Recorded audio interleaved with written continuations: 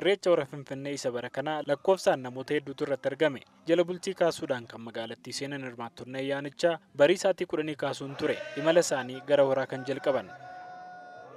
Kana boodas abbootiin malkaa dursuun erga malkaan saaqamee booda hirmaattonni duraa duubaan irreeffatanii jiran.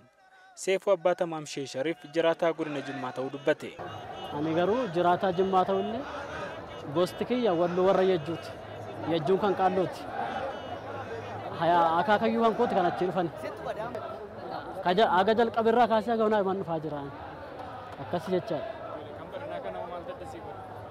Kan baranaa kana immoo baay'inni uummataallee baay'ee namnillee baay'ee kan dabalee jiru baay'ee nama tola.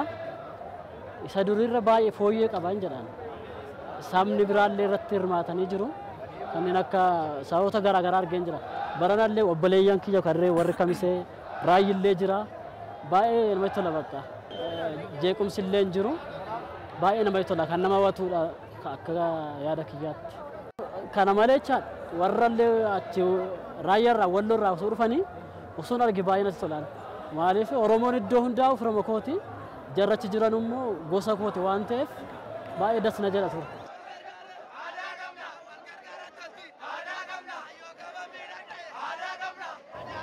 Maqaan kiyya Magarsaa Dirribaan jedhama. Kan inni dhaladhee guddate godina Shawaa Lixaatti. Amma kan inni jiraatu magaalaa Burraayyuuti. Irreechi baranaa kun baay'ee miidhagaa. Haalli nageenya isaallee tasgabbaa'aadha. Akkuma irreecha fakkaatutti foolii irreechaa godhatee gaggeeffamaa jira gayyoona baay'ee namatti tola. Jalqabarraa kaasee hirmaachaan ture hafeen beeku.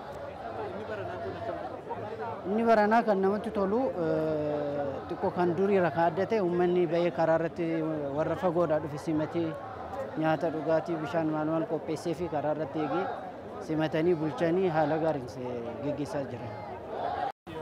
Maqaan kiyya Maskaram jedhama. Kan ishimmoo Faasikaa, kan ishimmoo Hawwiidha. Irreechi baranaa uumaan jedhu baay'ee gaariidha.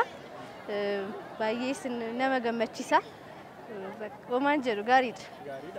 Kanaan dura irreecha dhuftee beektaa? Hin beeku haruma dhufuu kiyya. Baay'ee gammachuu guddaa natti dhagahame. Shamarree Elshaadaayee Barraalleen Wallagga Bahaa magaalaa Naqamteetii hiriyoota ishee waliin ayyaana kana irratti argamte. Baay'ee namatti tola. Wanti hundumtuu namni isaas gammadee jira. Nunis gammadnee jirra. Sirriitti kabajaa jirra. Baay'ee miidhageera. Baay'ee bal'ateera. Uummatni sirriitti itti qophaa'aa fakkaata. Baay'ee bareeda.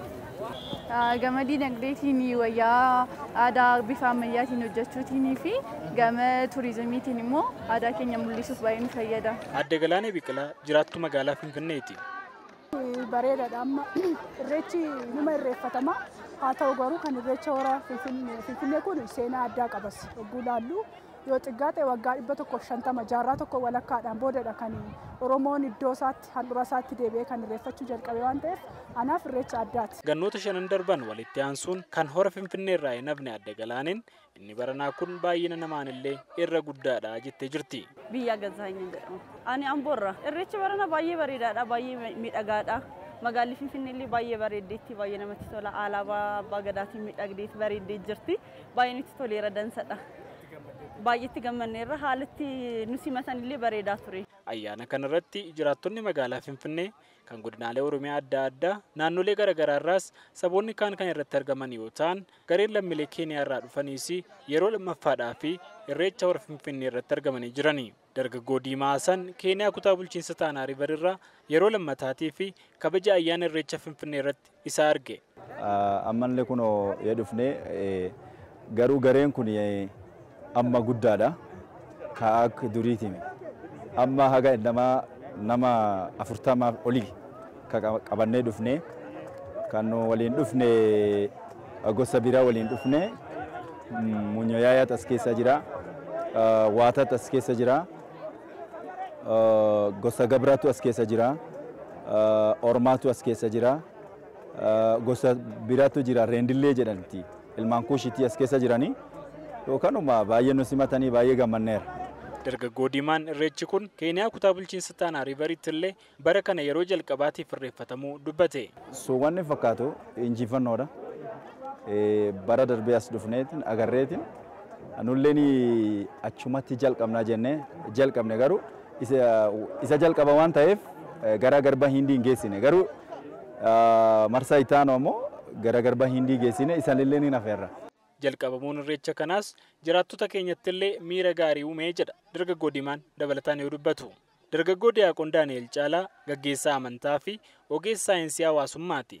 Kabaja ayyaana irreechaa babal'achaa jira jedha. Bara darbeerra barri kun akka malee ho'ee kabajamaa jira jechuudha. Tuur namoota godhan yookaan immoo namoota viizitiidhaan gara kanatti irreecha kana ilaaluudhaaf dhufanii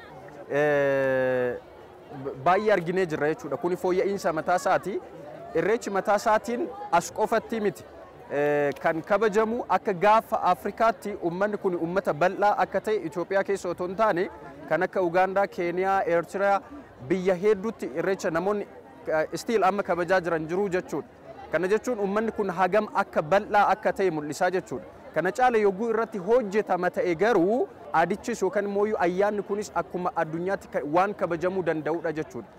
Xumura ayyaana hora Finfinnee ilaalchisuun kantiibaan magaalaa Finfinnee Aadde Adaanech Abeebee fuula saba himaa isaaniitiin ayyaana irreechaa hora Finfinnee baranaa kana irratti namoonni miiliyoona 7 ol ta'an irratti hirmaachuu dubbatanii ayyaanichis nagaan xumuramuu isaatii fi jiraattota magaalattiitii fi qaamolee nageenyaa galateeffatanii jiran. Dhiichisnii fi sirboonni aadaa baddaa gammoojjii bareedina ayyaana irreechaa baranaa kan ture yoo ta'u ammas kabaja ayyaana irreecha Finfinnee kan raawwatan gara Bishooftuu imaluudhaan irreecha guddicha kan jedhamu irreecha hora Arsadii irratti hirmaachuudhaaf garasitti imalaati jiru. Gabaasa Sagalee Ameerikaaf Galmoo Daawit Finfinneerraa.